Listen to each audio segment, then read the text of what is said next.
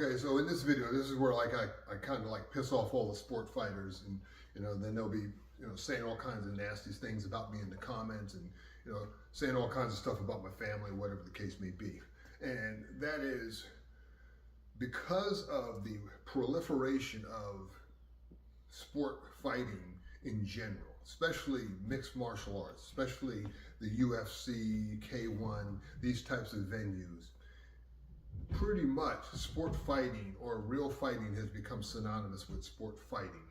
And the problem is, and I can go through many things on this, the problem is, as I said in the previous video, a sport fight is not really indicative of how a real attack goes down.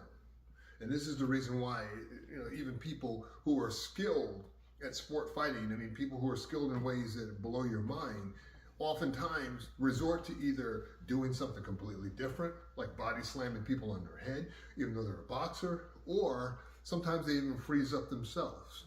And the reason is because when you train in a sport, when you're introduced to something outside of your experience, your brain now has to search for an answer. And in that hesitation, especially if you're used in ambush, you're vulnerable, just as vulnerable as anyone else. Now, obviously, a person who's a highly trained sports fighter, they could probably make 99% of the stuff they do work because of the fact that they're just physically gifted enough and well-trained enough to kind of rally if they have to. But it kind of reminds me of two individuals, and one of them is the legendary boxer Jack Dempsey, who was way ahead of his time. And I personally knew his nephew, Bill Dempsey, may he rest in peace. So he kind of confirmed some stuff that I had read about his uncle. And one of the things that Jack Dempsey said, as good a fighter as he was in a boxing match, I can win by points, but in a real fight, I got to knock everybody out. So here's the legendary great Jack Dempsey acknowledging that in a real fight, it's an all or nothing proposition. I got to knock people out. It reminds me of years ago, for those who grew up in the New York metropolitan area, you're probably familiar with the story when Mike Tyson got into a fight with Mitch Blood Green. And so I'm not going to get into all the details, but one of the things that happened was Tyson actually broke his hand punching the guy. And, and it was a punch. But one of the things that happened, there was a press conference afterward. Tyson had a cast on his hand, and one of the sports reporters asked him a question like, "Hey, I don't understand, Mike, you're the heavyweight champ of the world. Why did you take off after you hit the guy a couple times?" And Mike, what he said should be like on the hall right above, like every sport fighting venue that people go into to train. And what Mike said was, "Listen, man, I haven't been in a real fight since I was 15. Now think of that. Heavyweight champ of the world, right? Youngest heavyweight champ ever. Hadn't been in a real fight since he was 15. He said, I didn't know what he was going to do, and I got out of there." And the reason is Mike grew up in East New York, Brownsville, East New York area, kind of synonymous, because they're right next to each other. And Mike knows that in East New York, Brownsville, you get into a fight late at night, you don't know what's waiting for you if you stick around too long to the show. You don't know if his homeboys are going to roll up on you. You don't know if they're going to roll up with guns, with bats, whatever the case may be. And did the right thing. He did what he had to do. He got out of there.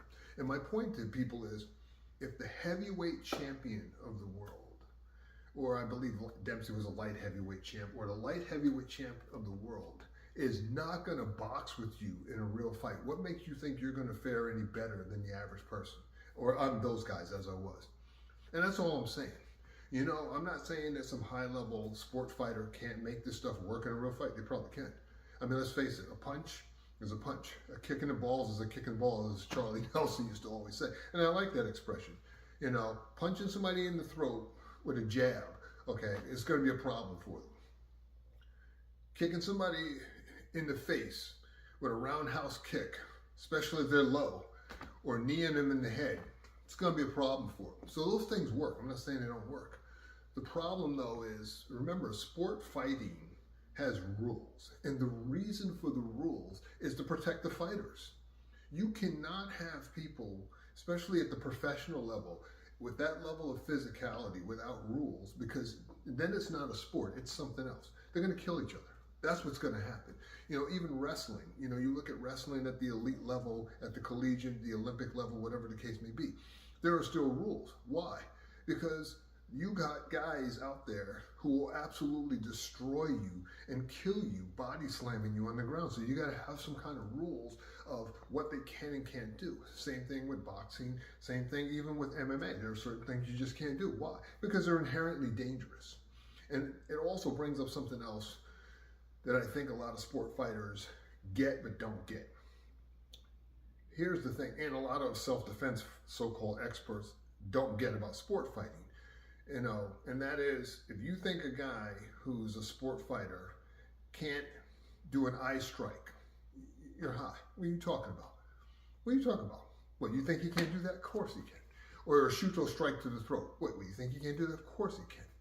To the same token, the reason why those things are not allowed in sport fighting is because, yeah, like anybody can do it. It's not a hard thing to do. And so in self-defense, I focus on getting good at those things that are actually easy to do. And special forces, and my old recon buddies, I wasn't in recon, but my friends who were in recon, they used to have a great saying I always like it, and that is brilliance in the basics. It's not so much what they do is so high speed and all that stuff, is that they are so good at the most fundamental things that have to take place, kind of a first principles kind of thing, that there is no thought to them doing it. You get into a shootout with those guys, I'll tell you what, you better be on your game, because they're not going to miss. They're just not. You're done. If you get into a shootout with those guys, you better be already slinging rounds down range on these guys, because if they get the momentum going, you're just not coming back from it, because they're just exceptionally good at that. And I like that concept, and I use that same concept when I teach. I'm not teaching people, the inverted monkey foot technique or the crane or something like that. I'm not getting into that. I'm teaching people very fundamental, basic things within how the human body functions to give them the ability so that, if I teach you how to swim in the pool or in calm waters, then eventually I can transition you to where you can swim in the ocean. But I got to start somewhere. In the most fundamental things of whether I'm in the ocean or whether I'm in a swimming pool, an overhand crawl is an overhand crawl. So I just wanted to point that out, because I think a lot of times too many people, because again, the dick measuring contest that goes on between sport fighting and self-defense, people don't understand these are two different worlds. These are two different things. And it's not that the things that are done over here can't work over here. It's just that the rules restrict what you can do over here. And so if you train within that paradigm, you just need to understand that you're going to fall to that level of training. You're going to fall back on that. For example, people always ask me, well, what would you do if you go to the ground? I always tell people, you really don't want to go to the ground with me.